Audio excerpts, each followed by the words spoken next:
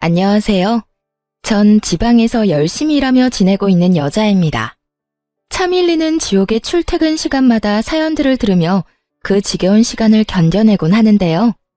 그렇게 평소 즐겨 듣고 애정하는 채널에 제 사연이 소개된다고 생각하니 심장이 떨려오며 손에 땀이 다 나네요. 제가 이렇게 사연을 보내게 된 이유는 이혼에 대한 모든 기억을 이곳에서 털어내고 새로운 곳에서 새 출발하기 위해서인데요.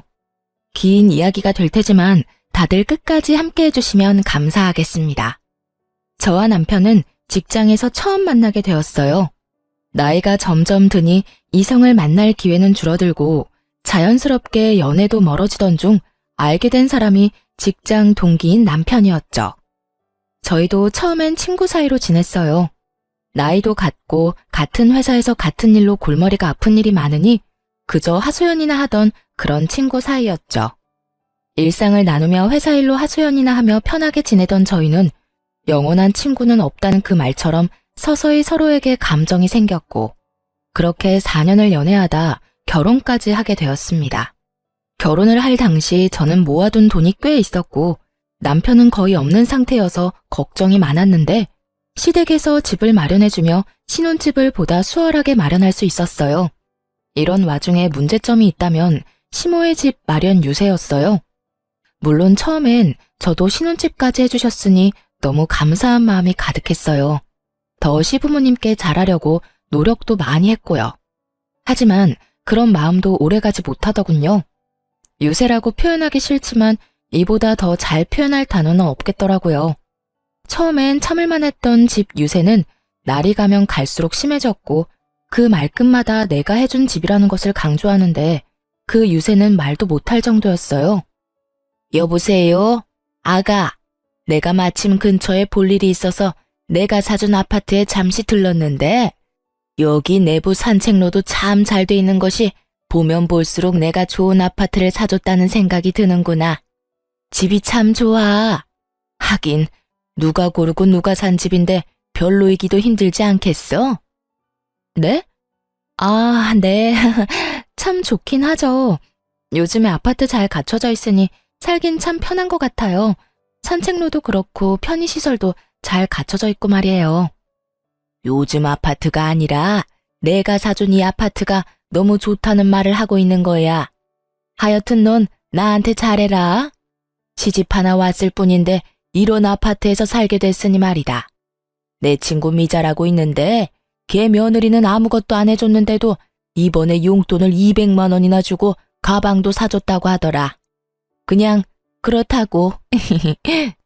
대화의 시작과 끝을 이런 식으로 해버리니 정말 생각 같아선 직접 대출이라도 받아서 아파트를 사버리고 싶은 심정이었어요. 거기에다 제가 회사에서 일할 때마다 전화로 이런 말을 꺼내는데 꼭 내가 집을 해줬으니 네가 돈 많이 벌어서 나한테 다 갚으라는 뜻으로 들리기도 했어요. 시모의 일로만 해도 스트레스가 쌓이는데 이런 통화를 할 때면 꼭 직장 상사가 귀신같이 나타나 저에게 한 소리를 해대곤 했어요. 또 시댁 전화? 아, 네. 죄송해요. 안 받으려고 했는데 혹시나 급한 일이면 어쩌나 해서요. 다음부턴 저녁에 전화 달라고 말씀드릴게요. 한두 번도 아니고 매번 일하는 시간에 이게 뭐니? 이래서 시집간 여자들은 안 된다니까. 왜 회사에서 사적인 통화를 하는 거야? 그것도 시댁 전화를 말이야. 그런 전화는 말도 길어져 기분도 상해. 여러모로 일에 지장되는 거 몰라? 죄송합니다. 그런데 시집간 여자들만 회사에서 사적인 통화하는 건 아니잖아요. 신입으로 들어온 남자들도 회사 내에서 사적인 통화하고 다른 남자 직원들도 시시껄렁한 통화들 하곤 해요. 그러니까 저 때문에 시집 가신 분들 싸잡아서 이야기하는 건 하지 말아주세요. 이래서 안 된다는 거야. 다른 직원들은 직장 상사가 한마디 하면 그냥 네 하고 넘기는데 꼭 결혼해서 사회생활 하러 나온 여자들은 한마디도 안 지려고 이 난리를 부린다니까. 내가 박주임 남편이라도 된다고 생각하는가 본데 나 박주임 남편 아니고 직장 상사야. 그러니까 내 말은 잔소리는 박주임 남편한테나 하고 내가 하는 말에는 고분고분 대답이나 하면서 시키는 일이나 똑바로 하란 이 말이야. 아, 정말 스트레스 받아. 저러다 임신이라도 하게 되면 또 얼마나 몸살이면서 일을 엉망진창으로 할 거야? 불난 집에 부채질하는 것도 아니고 매번 저런 식으로 사람 심기를 다 헤집어 놓으니 스트레스는 극에 달해 있었죠. 그렇다고 크게 한번 부딪히기엔 제가 업무 중에 사적인 전화를 한 것은 잘못된 행동이었으니 그럴 수도 없는 노릇이었어요.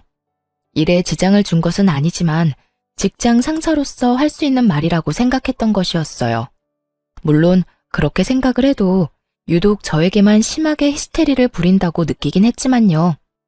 그나마 이 모든 걸 견딜 수 있었던 것은 남편 덕분이었죠.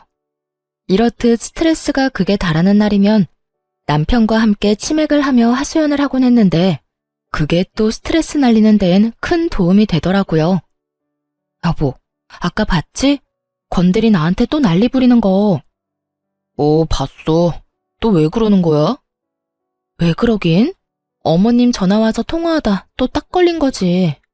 아니, 건대리는 나한테 도청장치라도 달아놨나?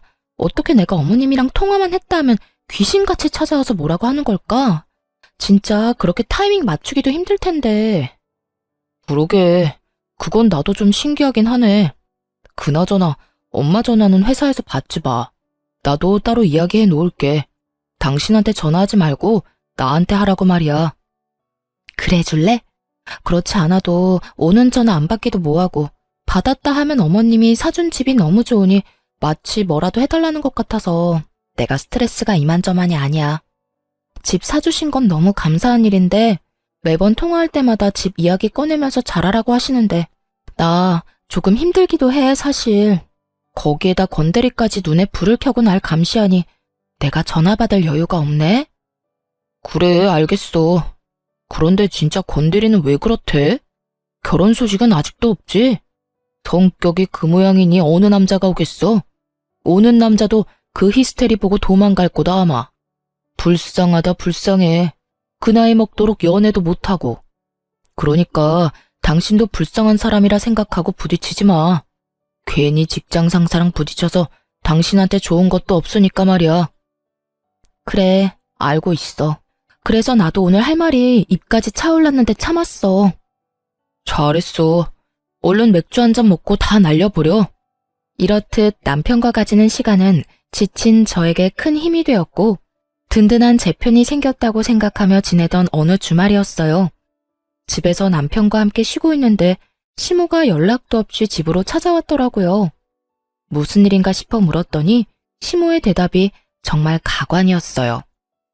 어머님, 연락도 없이 무슨 일이세요? 꼭 연락을 해야만 올 수 있니? 그냥 들렸어. 좀 쉬려고. 네? 그냥 쉬려고 들렸다고.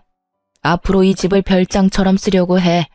계속 보니까 내가 사는 집보다 더 좋은 것 같은 거야.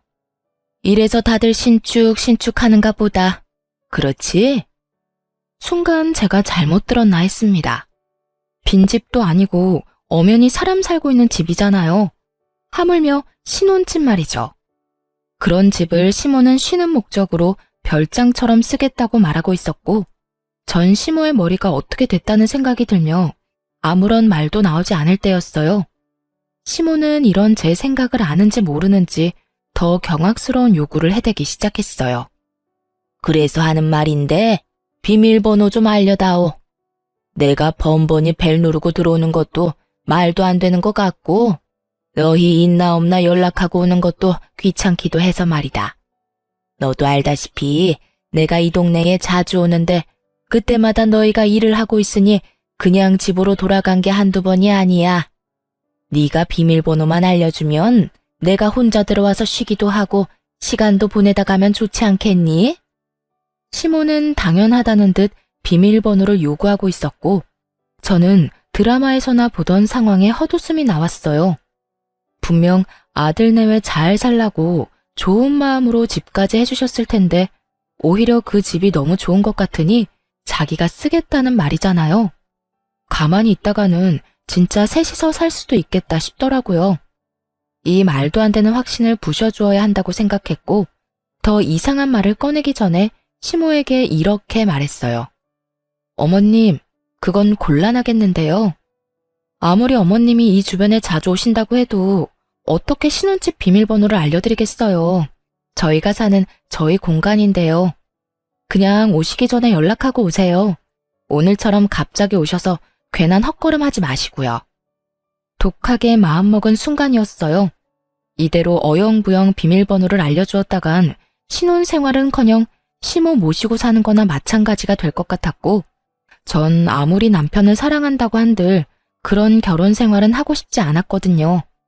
그래서 제 표정과 제 말투는 단호했고, 단호한 저의 태도에 시모는 노발대발하며 역정을 내더라고요. 그 골백 번은 더 말한 집 유세를 부리며 말이죠. 너 지금 말 다 했니? 이 집 내가 사준 내 집이다. 아무리 너희 부부가 살고 있다고는 한들 내 돈으로 산 내 명의의 내 집이라고. 그런 내 집에 내가 왜 연락을 하고 와야 하니? 그게 말이 된다고 생각하니? 지금 말이 안 되는 말을 하는 사람이 누군데 이러세요. 어머님이 저희 살라고 마련해 주셨으면 저희 집 아닌가요? 어머님이 가끔 연락하고 오셔서 저희랑 시간도 보내고 식사하시고 가는 건 아무 상관없어요. 그 정도야 할 수도 있죠. 그런데 어머님이 바라는 건 그게 아니잖아요. 저희 의견, 저희 일정과는 상관없이 어머님 편할 때 어머님 집처럼 쓰려고 한다는 말인데 그게 말이나 된다고 생각하세요?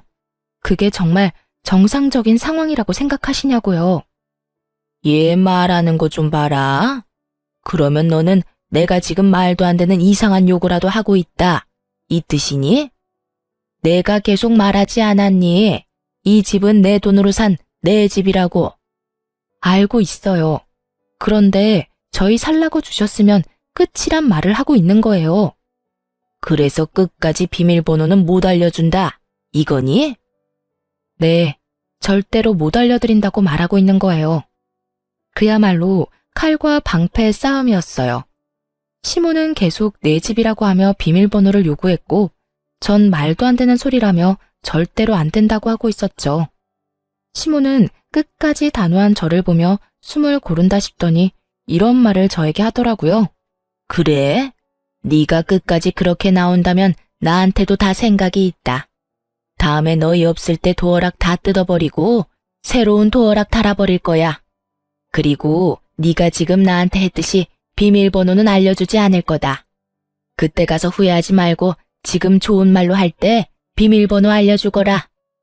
이런 말까지 하면 제가 겁이라도 먹을 것이라 생각했는지 시모의 얼굴이 의기양양한 것이 차마 눈 뜨고 보기 힘들 정도였어요.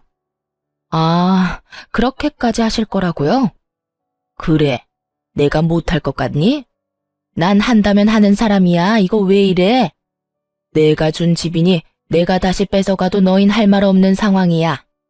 그런 네 처지도 모르고 감히 나한테 뭐? 연락을 하고 와? 이게 지가 먼저 나서서 비밀번호를 알려줘도 모자랄 판국에 입만 살아서는? 네, 다 알겠으니까 도어락 뜯느라 괜히 힘 빼지 말고 그냥 여기서 사세요. 제가 그냥 남편 데리고 친정 가서 살게요. 뭐? 너 지금 친정에 간다고 했니? 네, 친정에 가서 살 거라고요, 남편이랑요. 저는 어머님이 이 집을 저희가 행복하게 싸우지 말고 잘 살라고 마련해 준 집이라 생각했는데 그게 아니니 어쩌겠어요? 이 집을 나가서 행복하게 사는 수밖에요. 그런데 어머님도 알다시피 남편이 모아둔 돈도 없고 그렇다고 대출을 받자니 이자도 한두 푼이 아닐 테고. 그러니 어쩌겠어요? 빈방 남아도는 친정에 가는 수밖에요.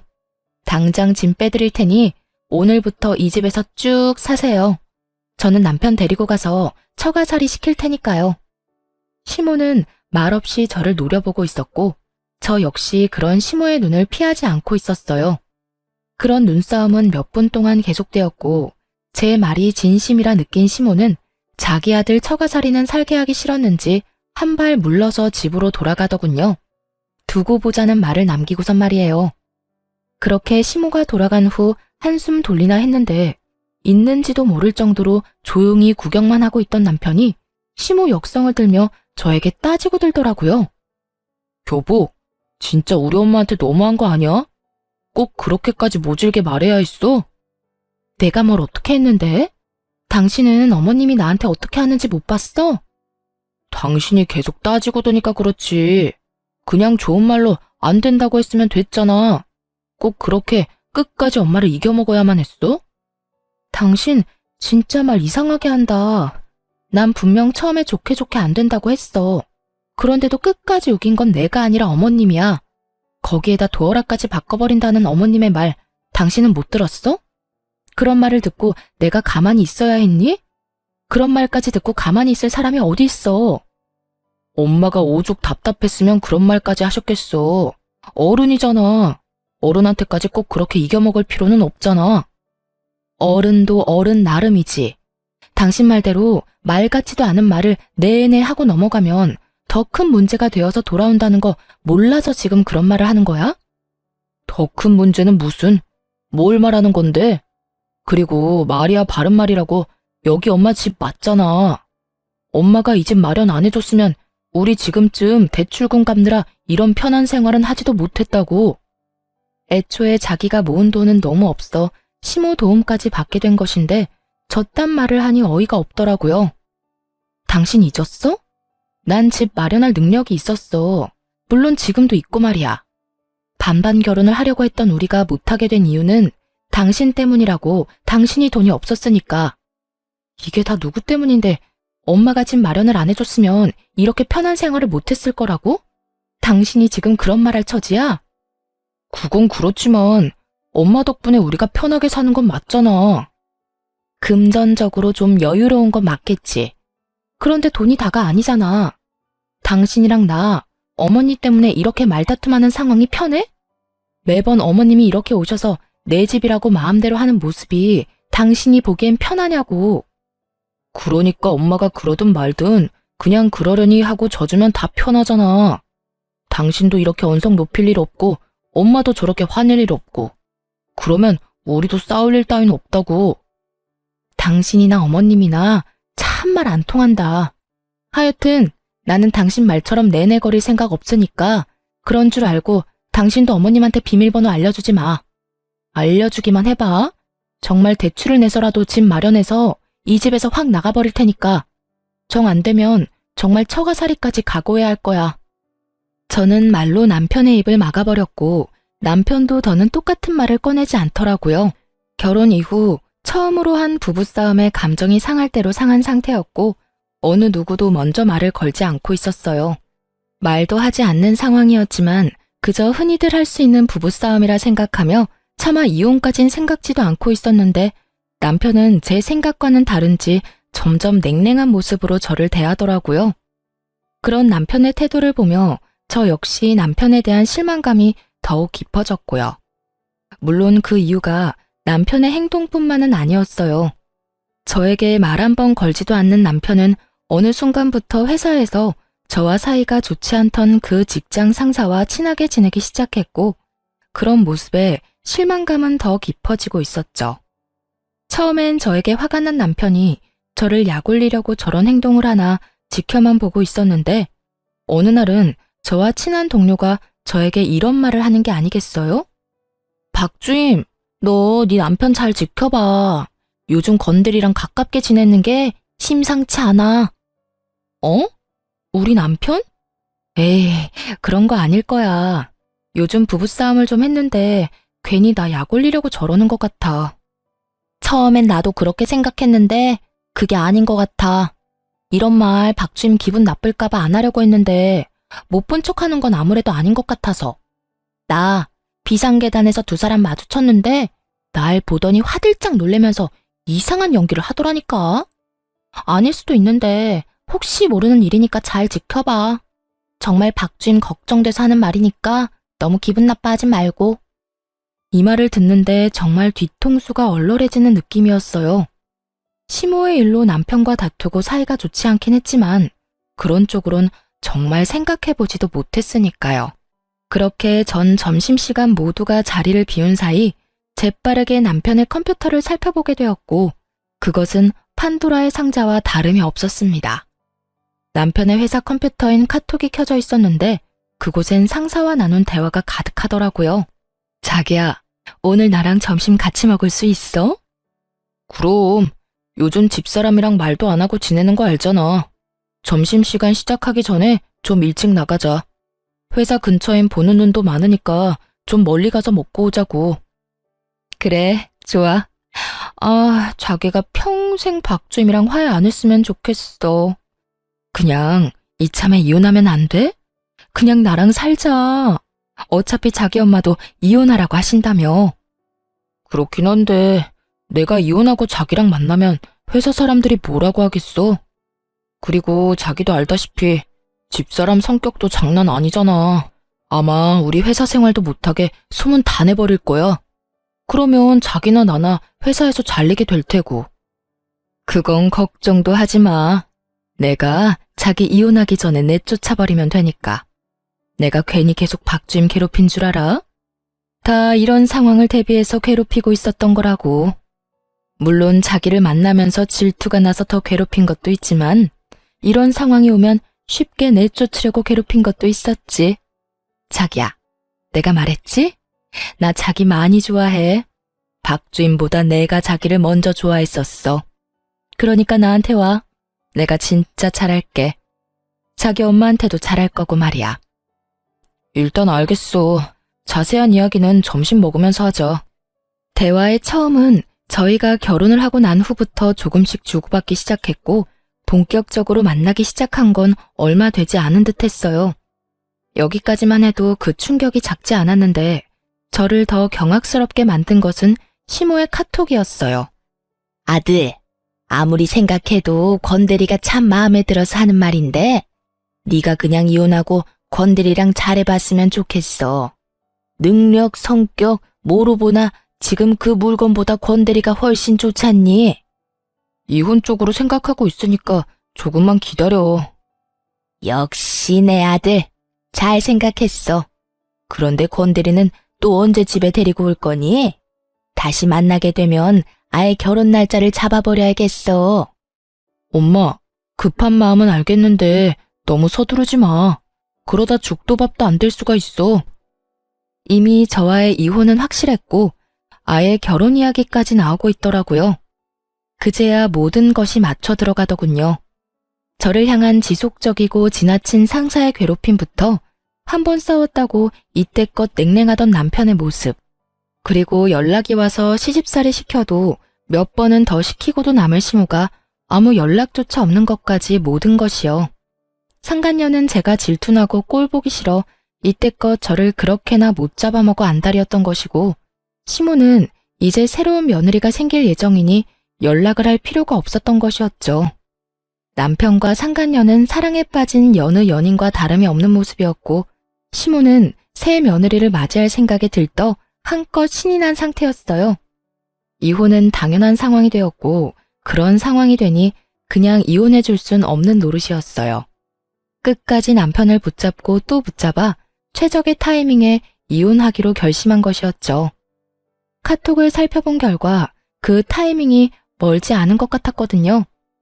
그렇게 전 소름 끼치는 결혼 생활을 조금 더 버티기로 했고, 남편과 시모는 작정하고 저를 괴롭히기 시작하더군요. 위자료를 주기 싫어 어떻게 해서든 제 입에서 이혼 소리가 나오게 하려고 애쓴다는 걸 알고 나니 그저 웃길 뿐이었어요. 당신 빨래 안 했어? 어떻게 양말 하나가 없어? 빨래 했는데? 내 것만 했지. 뭐? 내 것만 했다고. 나한테 말 한마디 안 걸고 눈 한 번 안 마주쳐주는 남편 뭐가 예쁘다고 빨래를 해줘? 아참, 그리고 앞으로 밥도 내 밥만 차려 먹을 거니까 당신 밥은 당신이 차려 먹어. 당신 진짜 이렇게 치사하게 굴 거야? 그리고 당신 주부야. 주부가 그런 기본적인 것도 안 하면 어쩌자는 거야? 주부이기 전에 나도 회사원이야. 그리고 집안일은 여자만 하라는 법이라도 있어? 내가 집에서 노는 사람도 아니고 나도 일하러 다니고 돈 버는데 왜 나만 집안일을 해야 해? 각자 번 돈 각자 쓰는 것처럼 각자 집안일은 각자 해. 야, 너 이따위로 나올 거야? 이따위로 나올 거야. 그러니까 나한테 앞으로 이래라 저래라 하지 마. 이때껏 말 한마디 안 걸더니 기껏 한다는 말이 빨래? 그딴 말 할 거면 그냥 쭉 계속 말 걸지 마. 그 편이 나도 편하니까. 남편은 괜한 시비와 트집을 잡아보려 노력했지만 이렇듯 저에게 상대도 안 되는 남자였고 뜻대로 되지 않자 시무를 집으로 부르더군요. 예, 너 이 말이 사실이니? 너 내 아들 밥도 안 해준다면서? 네, 그랬는데 왜요? 그게 또 불만이어서 여기까지 이러고 왔어요? 그러면 내가 가만히 앉아있게 생겼니? 여자가 결혼했으면 밥은 당연히 차려줘야지. 어디서 못 배운 짓거리야? 그리고 집안꼴이 이게 뭐야? 얼른 우리 아들 밥 차려주고 청소부터 하거라. 청소기로 대충 밀지 말고 깔끔하게 걸레질까지 싹 하란 말이야. 싫은데요. 그렇게 더러우면 어머님이 하세요. 저는 요즘 처리해야 할 일이 많아서 피곤하거든요. 그러니까 아들 사는 어머님 집이 더러워서 못 견디겠으면 어머님이 직접 다 하세요. 뭐야? 너 도대체 왜 이러니? 뭘 믿고 이렇게 막 나가냔 말이야. 제가 믿기는 뭘 믿겠어요?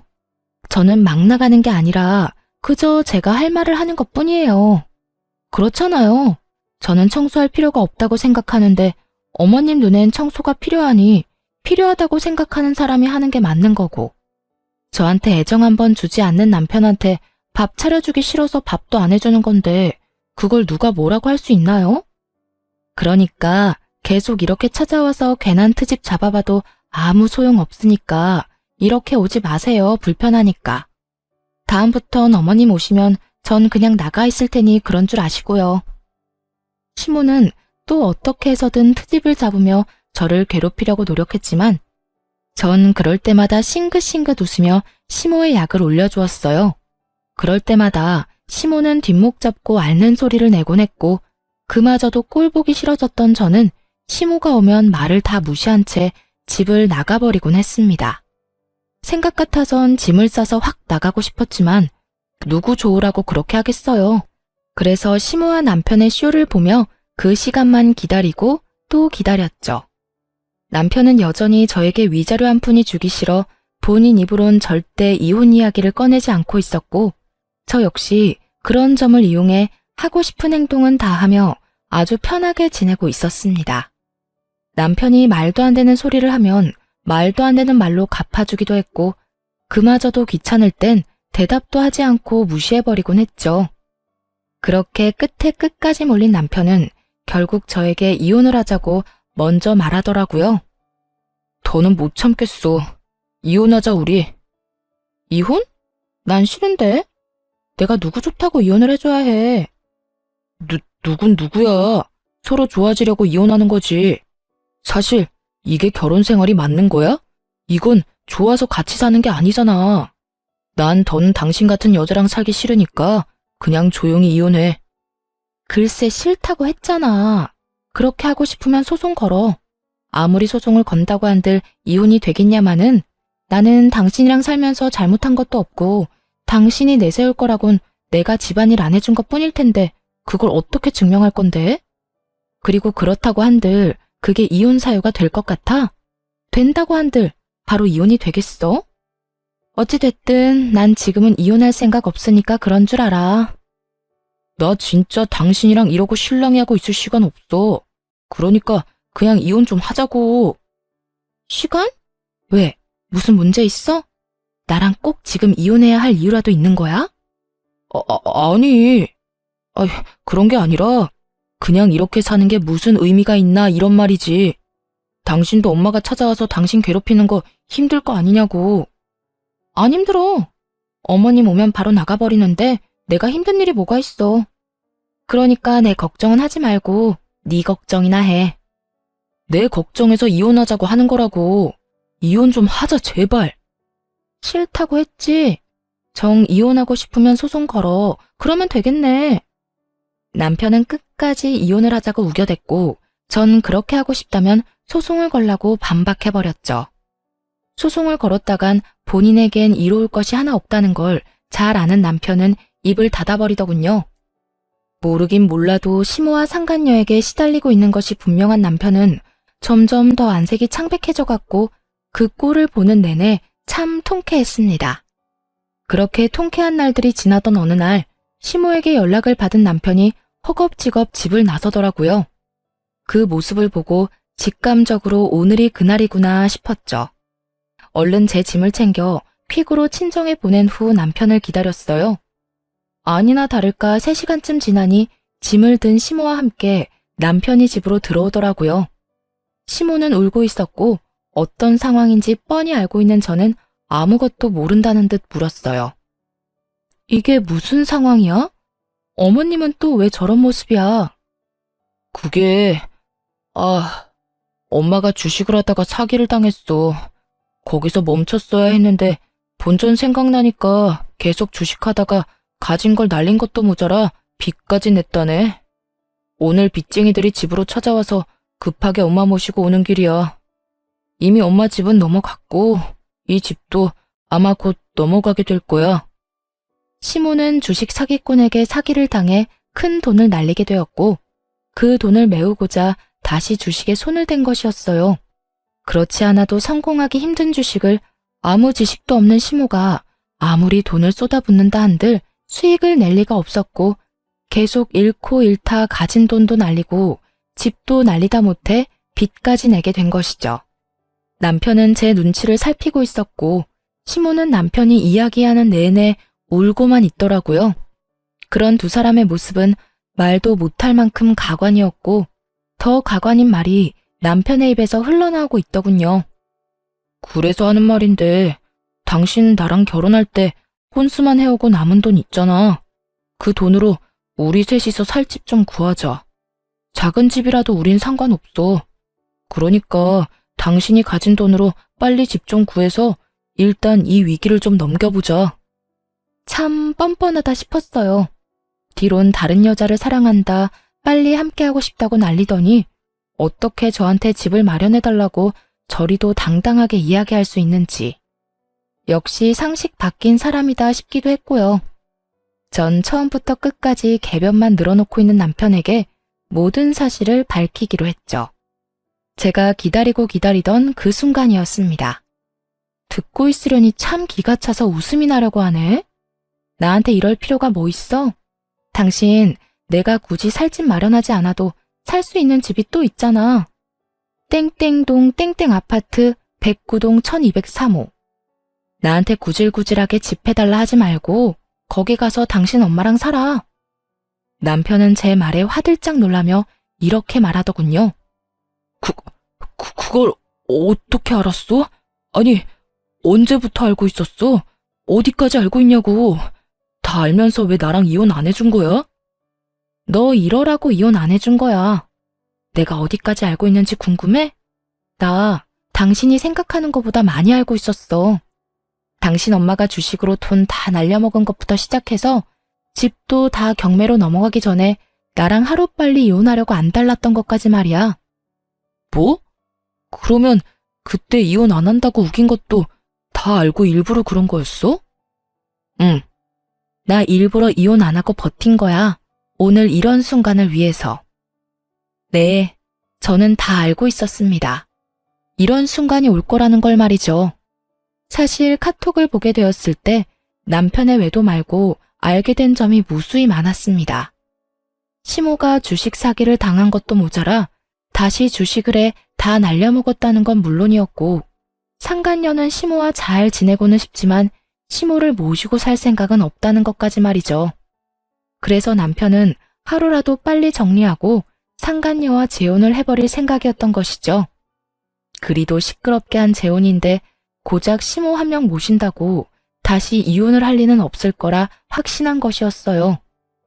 그런 사실을 다 알아버린 저는 절대 이혼을 해주지 않고 버텼고 결국 시모의 집은 경매로 넘어가 오갈대가 사라져버린 것입니다. 마음이 급해진 두 사람은 일단 저에게 빌붙어 있다가 제 뒤통수를 치고 상간녀에게 갈 생각이었겠죠. 모든 사실이 드러나자 남편은 어떻게 이렇게까지 할 수 있냐고 따져 묻기 시작했어요. 당신이 나한테 어떻게 이렇게까지 해? 당신 때문에 나는 지혜랑 결혼도 못하고 지금 이렇게 엄마랑 오갈 데도 없어졌잖아. 야, 정신 차려. 너랑 나랑 아직 부부인데 나한테 다른 여자랑 결혼 못했다고 따지는 거야? 그것도 내 탓으로 돌리면서? 네가 진짜 돌아도 완전히 돌았구나. 뻔뻔한 것도 정도가 있지. 너 이 정도면 정신병이야, 알아? 당신이 정신병이라고 생각하든 말든 난 아무 상관없거든. 다 됐고, 당신 때문에 우리 지혜 집에도 못 가게 생겼으니까 당신이 책임져. 당신이 책임지고 엄마랑 나 살 집 구해내란 말이야. 이게 다 당신이 이혼 안 한다고 우겨서 이렇게 된 일이니까 당신이 집 구해달란 말이야. 아니, 난 지금 이 순간에 이혼하려고 이때껏 버틴 건데? 그렇게 당신이 원하던 이혼 지금 하자. 지금 해줄게. 내가 미쳤냐? 오갈 데도 없는데 당신이랑 이혼하게? 지금 돈 있는 사람이 당신뿐인데 내가 호락호락하게 이혼해줄 것 같아? 이번엔 내가 이혼하기 싫으니까 당신도 포기해, 이혼. 남편은 착각해도 아주 큰 착각을 하더라고요. 자신도 이혼을 거부할 자격이 있다고 말이죠. 외도까지 저지른 주제에 어떻게 저딴 말도 안 되는 착각을 할 수 있는지 도무지 하나부터 열까지 이해가 되지 않았지만 그런 인간이니 이딴 상황이나 만들었을 거란 생각에 코웃음을 치며 자신이 처한 현실을 알려주었습니다. 아, 야, 착각을 해도 아주 큰 착각을 하고 있나 본데 너한텐 감히 이혼을 거부할 자격 따윈 없어. 넌 그냥 내가 이혼하자고 하면 군말 않고 해야 할 처지라고. 그런 걸 보고 유책 배우자라고 하지? 같은 사무실 여자랑 바람 피운 것도 기가 막히는데 빚쟁이 엄마까지 데리고 와서 집을 구해내라고? 생각을 좀 하고 살아라. 그런 생각을 했다는 것 자체가 경악스러우니까. 그래서 기어코 나랑 이혼을 하겠다는 이 뜻이야? 넌 우리가 불쌍하지도 않아? 난 내가 불쌍해, 내가. 어쩌다 너 같은 거랑 결혼해서 이 꼴을 보고 겪어야 하는 내가 불쌍하다고. 나는 소송을 해서라도 너하고 이혼할 거야. 그러니까 이혼 준비나 해. 알겠어? 남편은 그제야 제가 이혼을 하자고 하면 본인의 의지와는 상관없이 해야만 한다는 것을 깨달았는지 태세를 바꿔 굽신거리기 시작하더라고요. 친정 부모님까지 들먹이며 말이죠. 남편은 어떻게 해서든 제 마음을 돌려보려 꺼낸 것이 친정 부모님이었지만 그 말은 저를 더 화나게 만들었죠. 여보, 그러지 말고 다시 좀 생각해봐. 당신 지금 이혼한다고 하면 장인어른 장모님도 충격이 크실 거야. 그러니까 흥분을 좀 가라앉히고 좀 더 차분하게 생각해봐. 우리 부모님이 받으실 충격 걱정한다는 놈이 날 배신하고 다른 여자랑 바람이나 피워댔어? 너 같은 놈 걱정은 필요도 없으니까 다신 우리 부모님 이야기 하지도 마. 그 더러운 입에 올리지도 말라고. 저는 흥분한 상태였고 그로 인해 말이 험해지고 있었어요. 꽉 쥔 주먹마저 떨리고 있던 그때였어요. 아들만 믿고 있다가 상황만 더 악화되겠다 싶은 시모가 남편의 옆에 나란히 서 저를 설득하고 나서더군요. 저기 아가야, 네가 얼마만큼 화가 났는지, 왜 화가 났는지 엄마가 잘 안다. 얼마나 배신감이 들겠어. 다른 것도 아니라 남편이 외도를 저질렀는데. 같은 여자로서 충분히 이해된단다. 그러니 내가 나서마. 내가 나서서 책임지고 아들 녀석이랑 그 여자 사이 찢어놓을 테니 우리 못난 아들 한 번만 받아주면 안 되겠니? 내가 이렇게 약속하마. 그러니 이혼은 다시 생각해보려무나. 어디서 정상적인 시모 코스프레질인지. 남편의 이혼을 시키지 못해 안달났던 사람이 누군데 이제와 이딴 말이나 하는 시모를 보는데 몸이 떨려오기는커녕 흥분이 착 가라앉는 느낌이 들더라고요. 제가 여기서 흥분했다간 이로울 것이 없다는 걸 시모의 어이없는 연기 덕분에 깨달은 것이죠. 어머님, 제가 다 알고 있다고 했잖아요.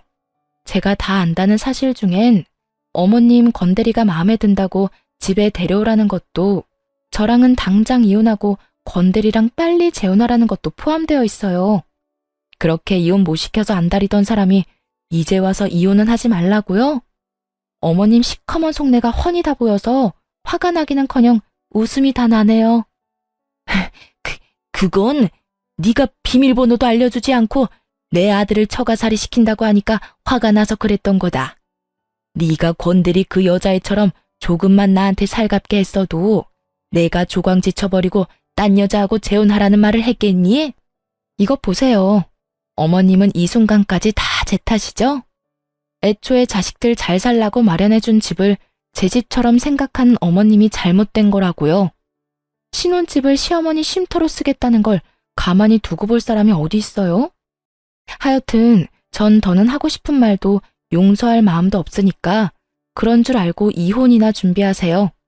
그러면 전 이만 가볼 테니 새로운 며느리랑 만수무강 하시고요. 두 사람은 자리에 주저앉아 대성통곡을 하고 있었고 그 눈물이 비단 후회의 눈물만은 아닌 듯 하더군요. 울음소리 사이로 저에 대한 원망도 함께 쏟아져 나오고 있었으니까요. 끝까지 반성이란 모르는 두 사람을 보는데 역시나 이혼은 탁월한 선택이라는 생각이 들었어요. 그렇게 전 상간녀 시모 남편에게 위자료를 받고 성공적으로 이혼을 하게 되었어요. 이혼을 하고 난 후 이혼 사유를 물어보는 많은 이들에게 숨김없이 이혼 사유를 퍼뜨려 주었어요. 그 덕에 회사엔 소문이 다 퍼졌고 두 사람은 전대미문의 불륜 딱지가 붙으며 하루아침에 회사를 그만두게 되었어요. 여기서 끝이 아니었어요. 사실 제가 전 남편에게 숨기고 있던 사실은 또 있었는데 그건 바로 상간녀는 돌싱이라는 것으로 소수 인원만 아는 사실이었어요. 전 남편 놈도 저와 이혼했으니 돌싱인데 뭐가 문제냐고 생각하시는 분이 계실 텐데 상간녀는 그 당시에도 바람을 피우다 걸려 상간녀 위자료와 이혼 위자료를 주며 거짓 신세였던 것이 문제였죠. 수중에 빚밖에 없었던 상간녀는 처음부터 전 남편의 집에서 신혼집을 해줬다는 이야기를 듣고 일부러 접근했나 보더라고요. 전 남편과의 로맨스를 꿈꿨던 것이 아닌 빚탕감의 꿈을 꾸던 것이었어요.